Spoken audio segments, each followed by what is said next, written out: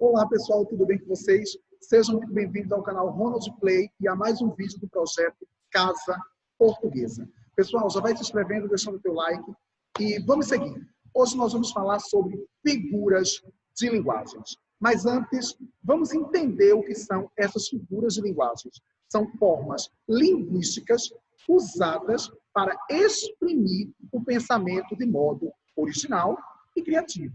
Expressam o sentido conotativo, o que seria aquele sentido que não é real, não é do mundo real. Se divide em figuras de som, figuras de construção, figuras de pensamento e figuras de palavras. Hoje nós começaremos com as figuras de pensamento. Nós temos antítese, ironia, eufemismo, hipérbole, prosopopeia ou personificação, gradação ou clímax e apóstrofe. Nós vamos ver uma por uma, começando pelas antíteses. Quando eu falo de antítese, eu estou falando da ideia de aproximação de termos contrários de palavras que se opõem pelo sentido. Seria, eu tenho aqui palavras que apresentam sentidos opostos. Então, antíteses, ideias que se opõem. Olha o exemplo, os jardins têm vida e morte. Esse verso de Cecília Meirelles apresenta vida e morte, ideias de antíteses, ideias opostas. Outro exemplo, se o desejo fosse o amor, durante o frio fosse o calor. Frio, calor, também uma ideia de antítese. Então, eu tenho vida e morte, calor e frio, escuro e claro, dia e noite. Tudo isso apresenta ideias de antíteses, ideias contrárias. Outro exemplo, capa da revista Veja, vida após a morte. Eu tenho vida e tenho um elemento que se opõe. Neste caso, a morte. Ok, gente? Vamos seguir. Agora nos deparamos com ironia. O que seria ironia? Apresenta um termo em sentido oposto ao usual, obtendo-se, com isso, o efeito crítico e humorístico.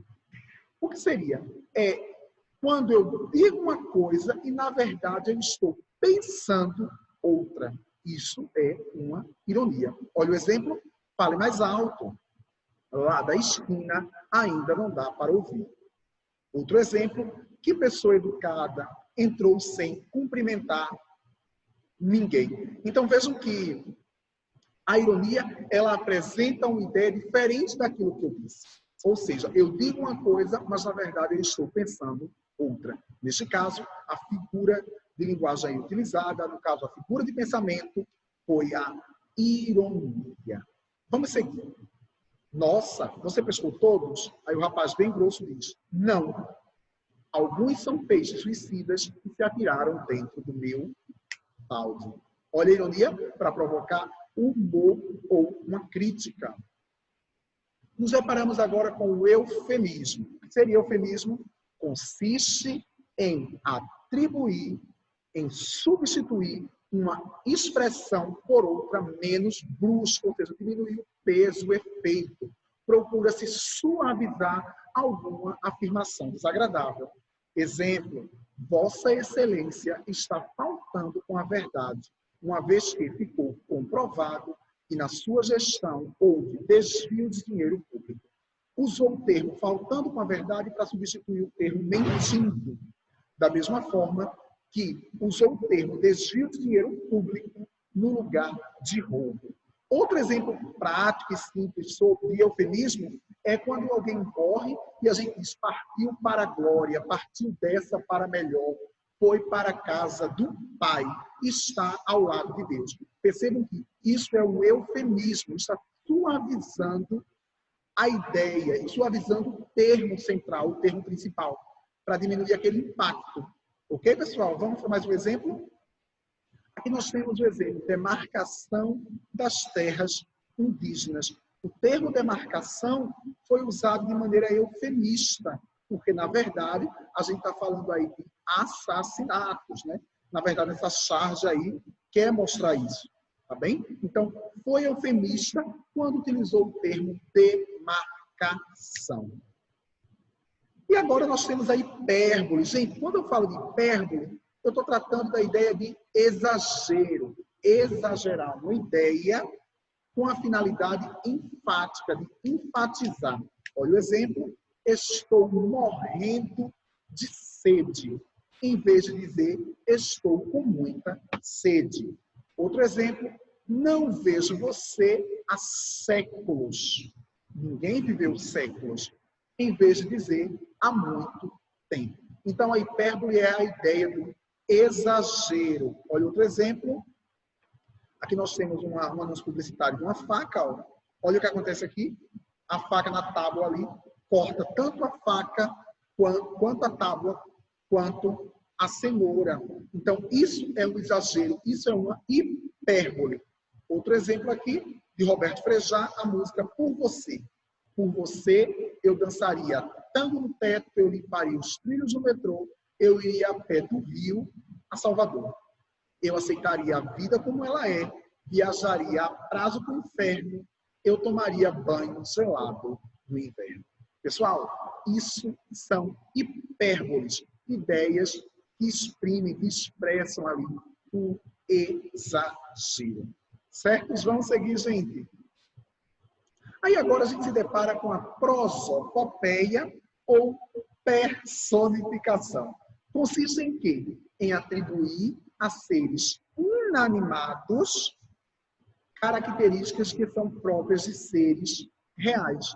Olha o exemplo. O vento beija seus cabelos. O vento beija. Beijar é uma ação praticada por quem? Pelo homem. Então, atribuiu ao vento. O vento beija meus cabelos. As ondas lambem minhas pernas. Ondas lambendo pernas, isso são ações de quem?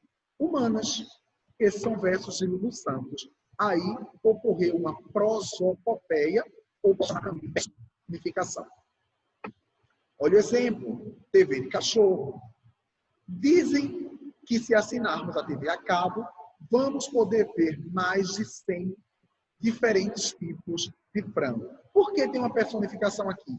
Eu tenho aqui, ó, a imagem dos dois cachorros conversando, dialogando, fazendo aí um texto verbal. E isso é uma ação exclusiva do homem, uma personificação.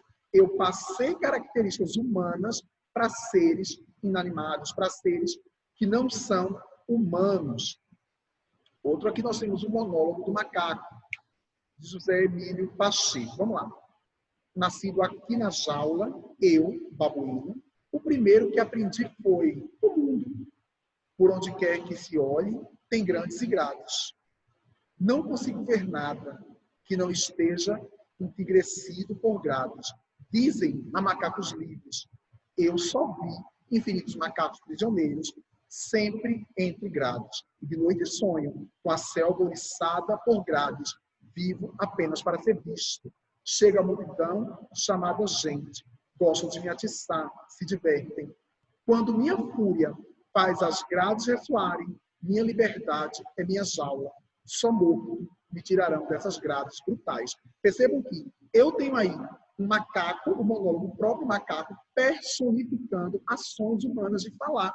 Então, nesse momento aí, a figura de linguagem, no caso, a figura de pensamento utilizada foi a personificação ou prosopopeia, características humanas atribuídas a seres inanimados. E agora a gradação ou clímax. Quando eu falo de gradação, eu estou tratando de progressão. É a progressão que pode ser ascendente, que é o clímax, ou descendente, que é o anticlímax. Exemplo, um coração chagado de desejos, latejando, batendo, restringindo. Um verso de Vicente de Carvalho. Outro verso, ó não guardes que a madura idade te converta essa flor, essa beleza, em terra, em cinza, em pó, em sombra, em nada. Versos de Gregório de Matos. Percebam que acontece a gradação. Professor, tem um método para facilitar e identificar a gradação? Sim, sempre demarcado ali por vírgula. Essa gradação pode ser ascendente ou descendente, ou crescente ou decrescente. Tá bem, gente? Vamos lá. A Mafalda chega aí, né, conversando com a Manuelita. Só lembro que a cegonha que ele trouxe decolou de Orly às 17h22, hora de Paris. É claro, depois fizemos a escala em Dakar, outra no Rio, onde trocaram uma pena que eu estava boa. E, finalmente, ela me deixou aqui. Mas não me lembrei de perguntar para que ela me trouxe. Professor, onde acontece a gradação? Aqui, ó. Fizemos uma escala em Dakar, outra no Rio. Eu tenho uma gradação, uma sequência de fatos, uma gradação.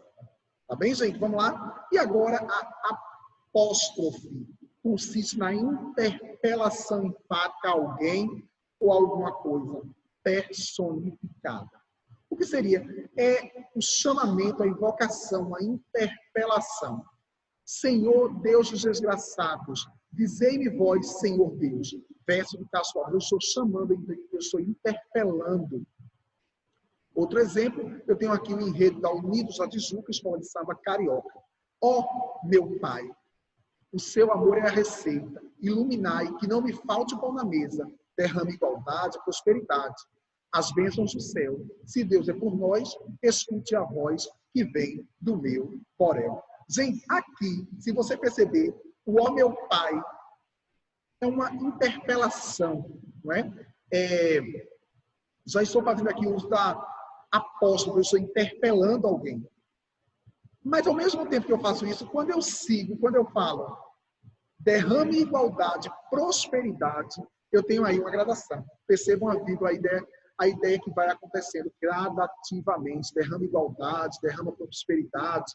Então, em um mesmo texto, eu posso ter mais de uma figura de linguagem. No caso aqui, eu tenho um apóstrofe e apresento em outros versos uma gradação. Lembrando que a apóstrofe também é muito utilizada nas orações.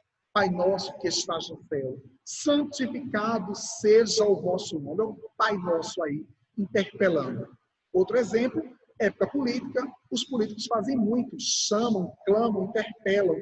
Povo do Recife, é com grande alegria que percebam que está interpelando. Pessoal, é isso. Espero ter sido claro. Espero que vocês tenham curtido esse vídeo. Espero ter ajudado vocês. Gente, a vida é uma festa. Estudem, estudem, estudem. Tá bem? Continue sempre vendo os vídeos, deixe os comentários, o like de vocês. Isso ajuda para o crescimento do canal. Pessoal, um abraço e viva a vida, porque é uma festa. Beijo, tchau, tchau.